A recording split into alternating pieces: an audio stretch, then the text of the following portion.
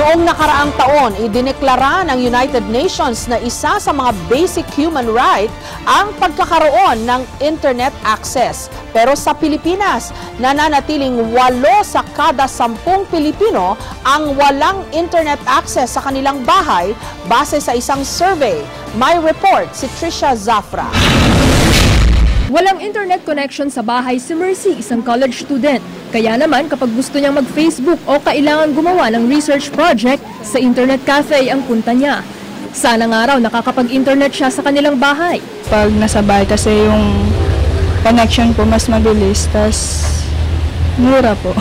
Isa si Mercy sa 8 sa kada 10 Pilipinong walang internet connection sa bahay, batay sa survey na ginawa ng Gallup, isang US-based research organization. Sa 148 na bansang kasama sa survey, nakapaloob sa bottom half ang Pilipinas. Kapantay natin ang Indonesia at Ecuador. Nanguna naman sa survey ang kapitbahay nating Singapore na 93% ang may home internet access. Kapantay niya ang Sweden. Tila nakapagtataka para sa isang bansang kilalang aktibo sa social media. Ayon sa Gallup, may kinalaman sa ekonomiya, edukasyon, worker productivity at civic engagement ng isang bansa ang pagkakaroon o kawalan ng home internet access. Kung ang National Telecommunications Commission ang tatanungin, hindi na raw masama ang 21%. Pero sa taong ito, may mga proyektong tinatapos daw para sa internet connectivity infrastructure sa Pilipinas. Archipelago tayo, no? Mahirap talaga kasi 7,100 islands. Although itong Indonesia mas marami, more than 13,000 islands yan, no? So mahirap talaga to connect all of this, no? Although yung may mga islands kasi na halos wala naman tao. So ang unahin kasi the population centers, yung unahing lagyan ng access, it's being done.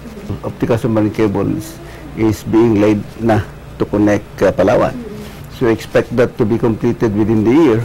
Ayon naman sa isang web specialist, kailangang linawin sa survey kung ang ibig sabihin ba ng home internet connection ay DSL o Digital Subscriber Line na nangangailangan ng linya ng telepono o nangangahulugan din ba ito ng paggamit ng wireless devices gaya ng cellphones. Mas uso raw kasi sa Pilipinas ang mobile internet.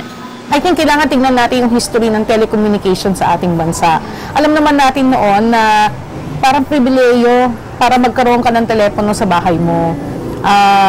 Kaya nga nung naging popular yung dial-up na internet, talagang halos lahat hindi rin makapag-dial-up internet dahil napaka-limited ng telepono sa ating bansa. Yung mga taong walang telepono sa bahay, sila yung parang mas nag-prefer na wala tayong telepono sa bahay, sa mobile device tayo kukonek. Sa huli, ang mahalaga raw ayon kay Toral ay ang magkaroon ng access sa internet sa oras na kailangan ito ng user. Tulad halimbawa ni Jo Marie, may internet access siya sa bahay pero bago pumasok sa eskwelahan, kinailangan niyang dumaan sa isang internet cafe. Nagagawa dapat ako sa bahay kaso nakalimutan ko. So, no choice. Kailangan ko gawin talaga dito. Para sa NTC, isang gabay ang survey ng Gallup para tingnan ang kinalalagyan ngayon ng Pilipinas sa usapin ng internet accessibility.